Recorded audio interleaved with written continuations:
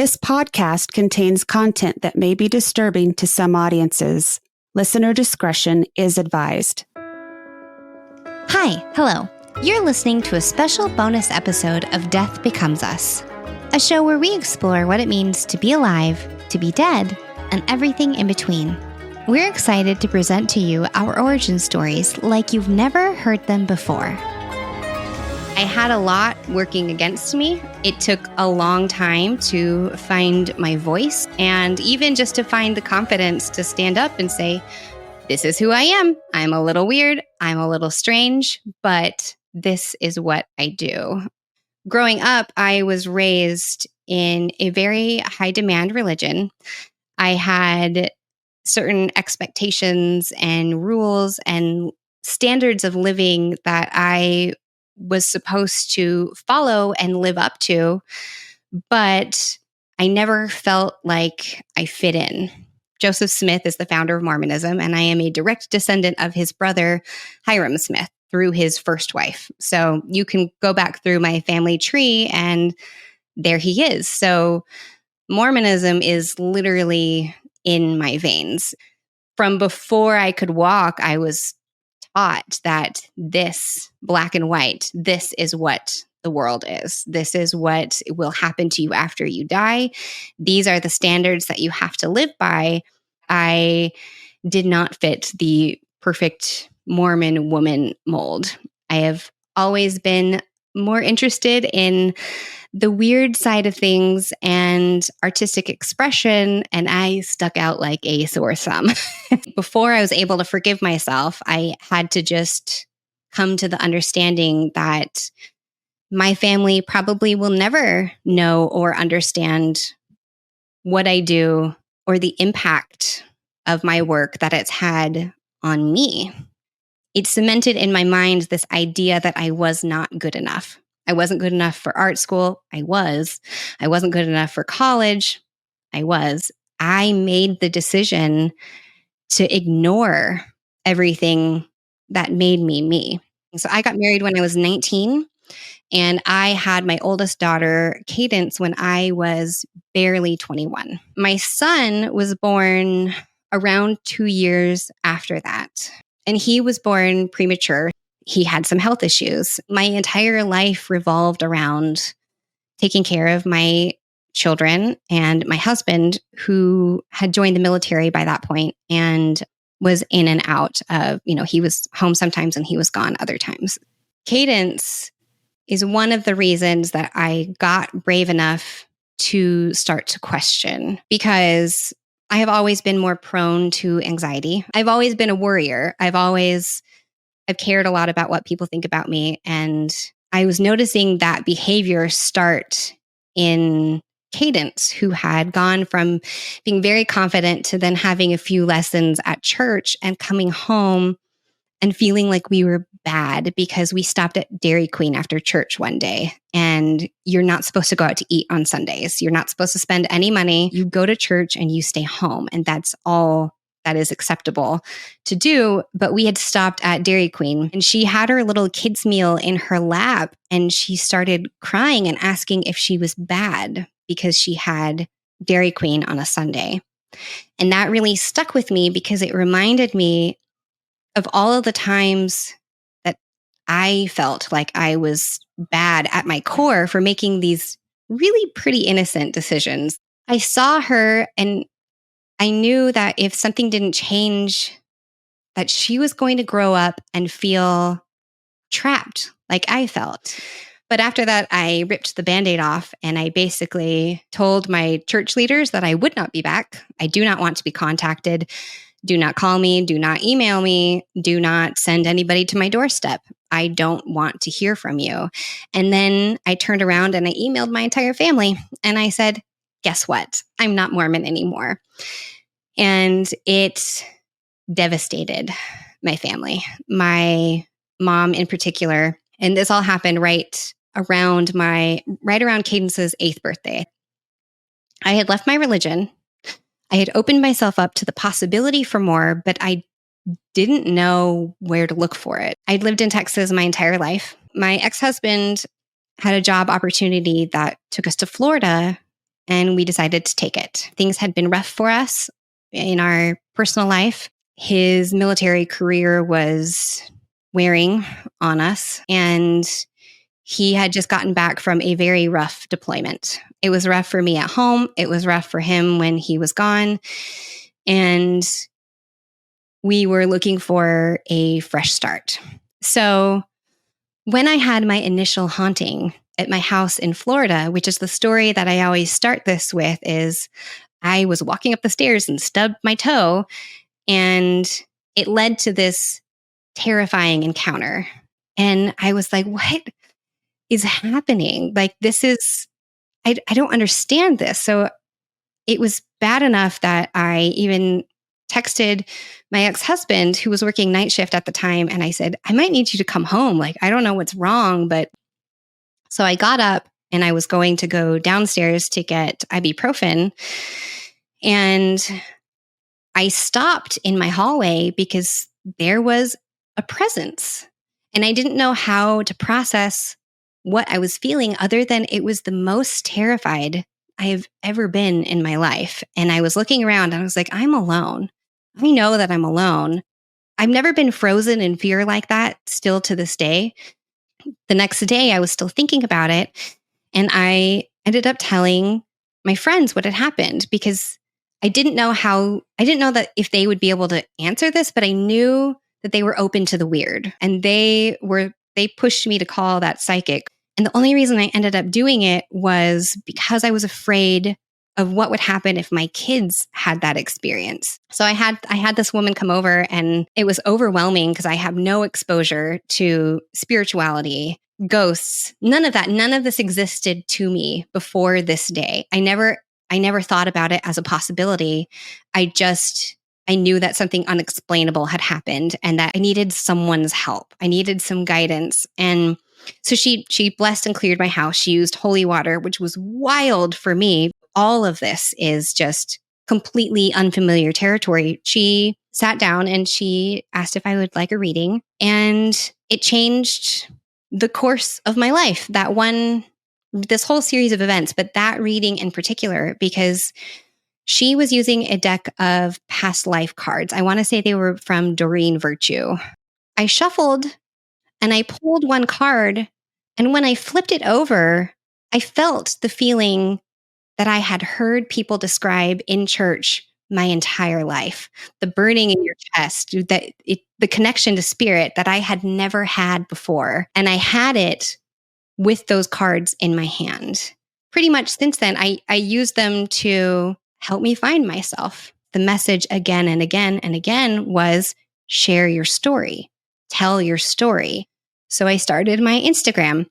At the time, it was called The Village Tarot Witch. And every day I took my card or cards that I had drawn and I put them on my chalkboard and I put little arrows and I put what the cards meant. And then in the caption, I wrote what each card meant and how I saw it applying to me that day. So it basically was like a tarot journal. I learned about sigil magic. I learned how to use bones for divination. I learned candle magic, all the things that are now a part of my practice. I learned from talking to people online and being taught by them. As all this went on, I was sharing my insights that I was receiving and how I felt like they applied to me and how I was learning from them. There was a lot that would happen in that house. It was like a train station for spirits. There was constant activity, but this energy did come back several times throughout the course when I lived there. And it would stand in the corner of my room and just kind of watch. It didn't really come close, but it had a very large presence. And I tend to think of it as more elemental. And that to me is based on the deep ancient magic. That's the best way that I can describe it. Like whatever that thing was probably existed before humanity existed. I do think that it was a wake-up call because it got me started on this path. I never would have picked up a deck of cards, literally ever. I never even thought about it until I was in that situation and I was presented with them. During this process where I'm finding myself, I had one reading, imagine sitting across the table from someone and they're, looking very seriously at you. Probably you're going to hand you a glass of whiskey and you know that you are not going to like the conversation that you're about to have. And they basically told me that my soul was shattered. There was missing pieces of me. Each one of those moments of trauma, I lost pieces of myself. And then I needed to go through the healing process.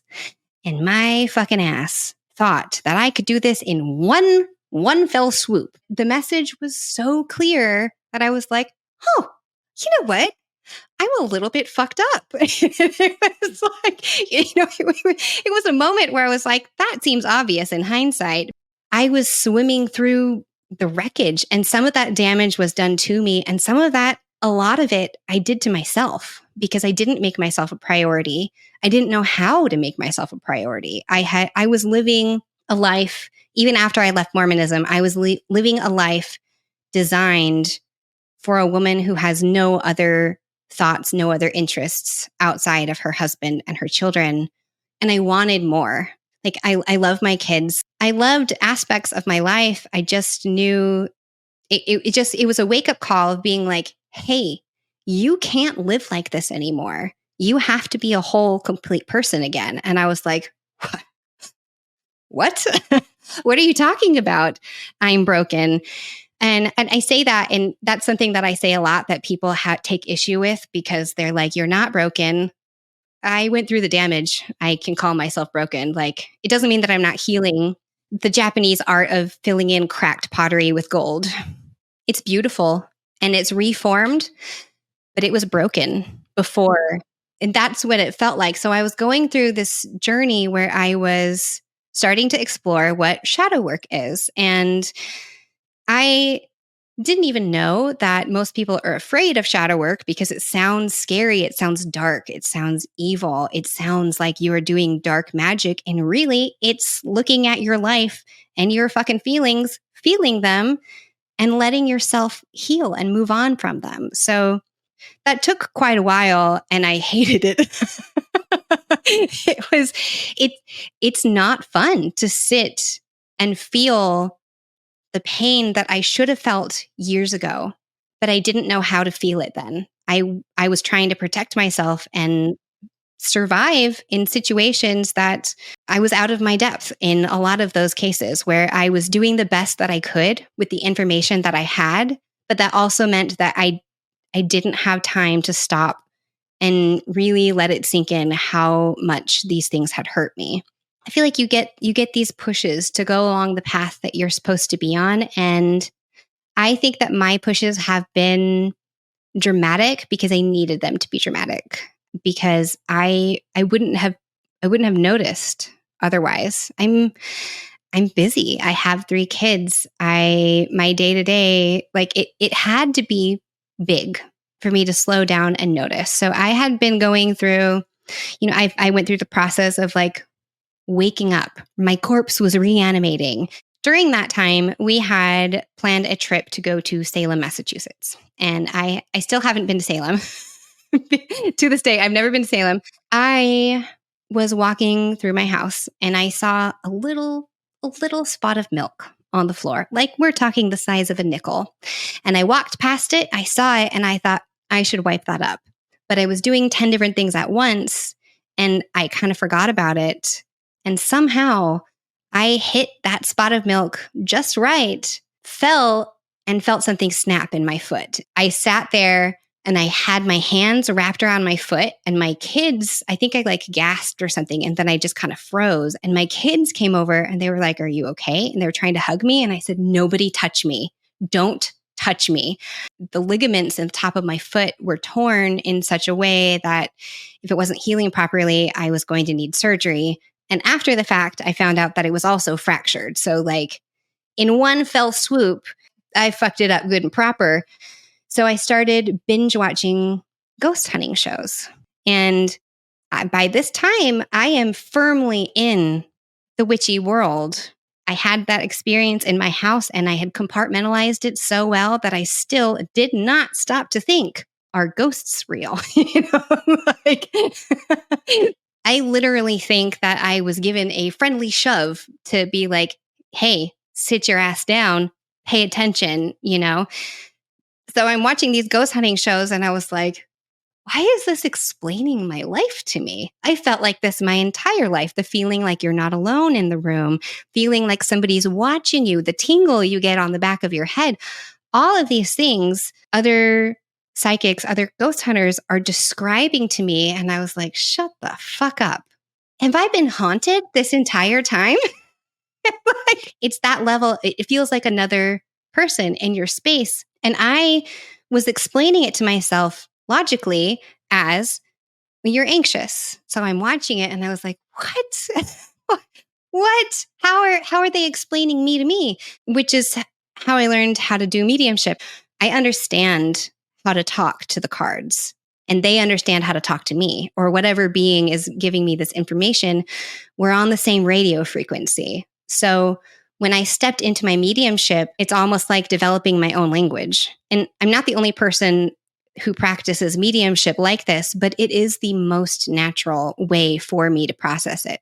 I can occasionally get information from other ways, but if you want a good, accurate reading in a mediumship setting from me, my cards are the go-to, because that is the way, that's my touchstone. The cards and I are bonded in a way that is how I understand what spirit is saying to me, whether that is a personal message for me and my life, or whether that is communicating with a person who has passed on. I am interested in telling the stories of the spirits who are often overlooked, who don't get to be seen. I think that whatever frequency I radiate, they recognize that about me, because they started to come to me. And it would scare me at first, because I would be asleep at night and I'd wake up thinking that someone was standing by my bed. And every time I would get so scared and I'd cleanse the whole house and I would, like, I just leave me alone, until I started asking, who are you? And what did you want? And a lot of the time, these spirits who were actively coming to me just wanted someone to know that they were still there. They wanted someone to know what happened to them. And that is my passion. That is what motivates me. That's what drives me, is telling these stories of the spirits who are overlooked or unheard.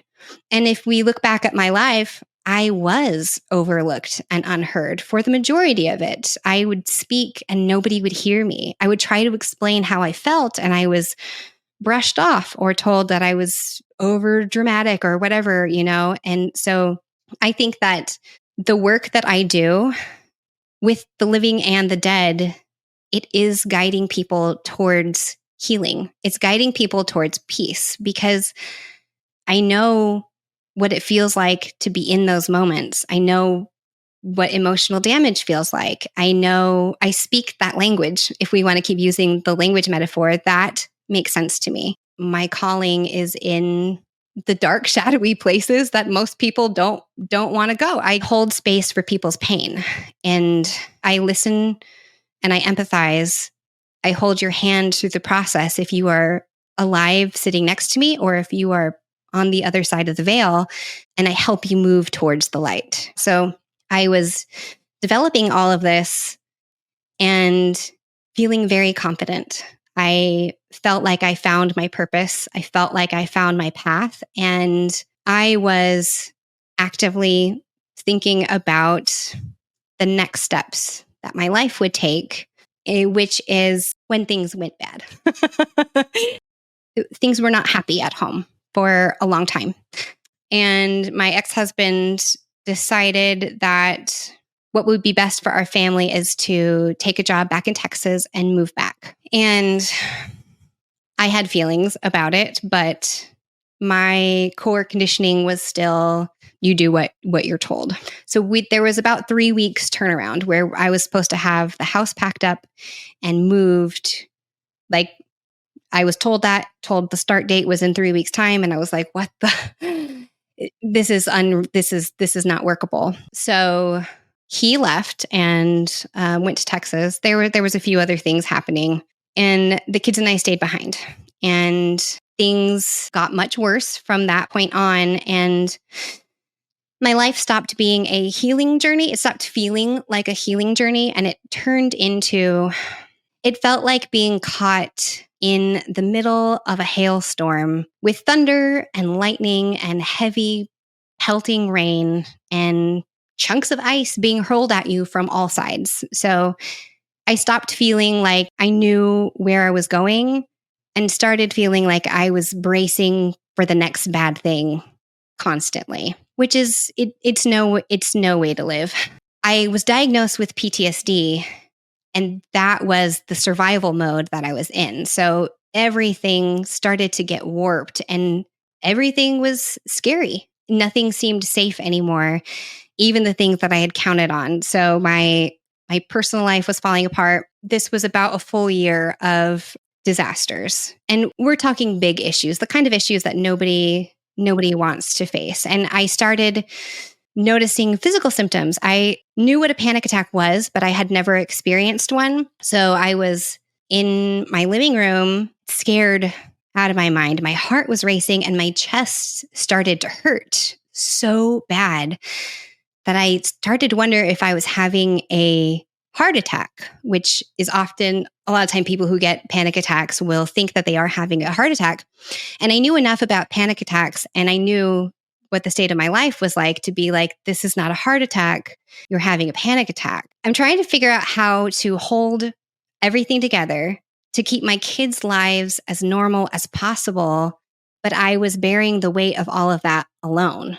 I didn't really have anybody who could help me. Like I had friends who knew what I was going through. I was telling them, but that kind of burden isn't really one that can be shared. It's one that you kind of have to go through alone. I was everything for everyone, but I was coming apart at the seams. And I didn't know at that time that I had PTSD. I knew that the stress was getting to me and that I was sick. I didn't function like I used to. And that realization was awful because I worked so hard. I put in so much work to become the person that I was. When a person experiences a traumatic event, the old version of them dies. And each one of those moments in my life was a form of death. When I wasn't able to go to art school, that was a death on its own. When I decided to change everything about myself to fit in with my religion, that was a death. When I left my religion, that was a death. I was in this moment where I knew that I needed help and I knew that I needed people to help support me so that I could regain my physical and mental health. So when this was happening, I made the decision to move back to my parents' house. And I had a lot of factors that came into it, but it also was another instance where I broke my own heart because I loved my life in Florida. My husband and I, by that point, there was no saving this. There was no saving that relationship. And I knew that moving in with my parents meant that it was time to take the next concrete steps of this is what I need to do so that we can both move on with our lives. And breakups are scary. Divorces are scary. You are letting go of a life that you had. But since I had spent so much time during the past year trying to avoid disaster, my warrior brain took every move I was making as a threat. So anytime I would reach out to the lawyers or make a move, my entire body would shut down and I would go into this freeze mode, essentially, where I couldn't make my way out of it. I had to take a step back from helping other people so that I could help myself.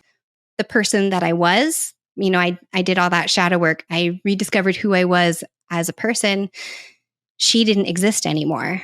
And I was left in this like wasteland of like a wreckage of a human. And I was like, I'm sharing these spiritual insights and all of it is true and honest because the messages that I share are genuinely, I write them the day that I share them. So it is actually what's happening in my life at the time. And I was open about it, about that I was struggling, that I was having bad mental health days and what I was trying to do to course correct. But I had to relearn how to live again, but in a much different way. So I kept looking at myself and being like, I could be so much farther than where I am if I wasn't so messed up. And it really, really, really took a long time for me to show myself the compassion that I deserved. I had to learn to love this version of myself because I didn't want to feel like this, and I wanted so badly to go back to the person that I was before I had PTSD. I didn't want to be this shell of human. I wanted my vitality back. I wanted my glow back. I wanted all of the things that made me so excited. I'm not where I thought I would be, but also I think I'm where I belong. I'd prefer to not have PTSD, if I'm being perfectly honest. Like, could I have learned these lessons in a less dramatic way? Maybe, but also the level of compassion that it's given me in terms of spiritual work. I kind of think that this was a gift. For a long time, like it was a curse, or like this is something that had been done to me and I hated it and I didn't want any part of it. But now I'm realizing I may not understand every person's experience directly because I haven't walked in your shoes. I haven't lived your experiences, but I can empathize to a heavy degree because I've been there. Healing isn't linear. Healing is a journey, and we are never done. It doesn't stop. It's not something like I'm like, okay, well, this is over. These are my mindfulness practices. I will have to stay on top of that for probably the rest of my life. I am not someone who can afford to not take the time to check in with myself, to check in with my feelings, to check in with my emotions. And the toolkit that I've developed is largely a spiritual one. I wanted somebody else to fix me. I wanted somebody else to make it stop. I wanted somebody to swoop in like a knight in shining armor. And the truth of the matter is, a fucking knight is not going to come. I had to pick up the goddamn sword and do it myself. That's the there's no knight coming. You are the hero of your own story. And when you are in the battle trenches, that sucks ass. Like, there's no other way to word that. The last thing that I wanted was to be handed a metaphorical sword by my spirit team and being like, go get him, tiger. And there were times that I threw an absolute fucking fit. And I was like, well, fuck you. I don't want to talk to you. No, this is ridiculous. Don't give me a sword. Give me some help. Give me a hand up out of the mud that I'm sitting in. And I had a lot of anger directed at myself, directed at my spiritual team, all sorts of misplaced. And now I know that was PTSD Karly. That was warrior me being like, I'm doing this because I have to, but I don't want to be here. I don't want to experience this. I had the tools, I had the knowledge to know that I could heal and I could recover from this life-changing, devastating series of events that I went through, and I could come back stronger than I was before.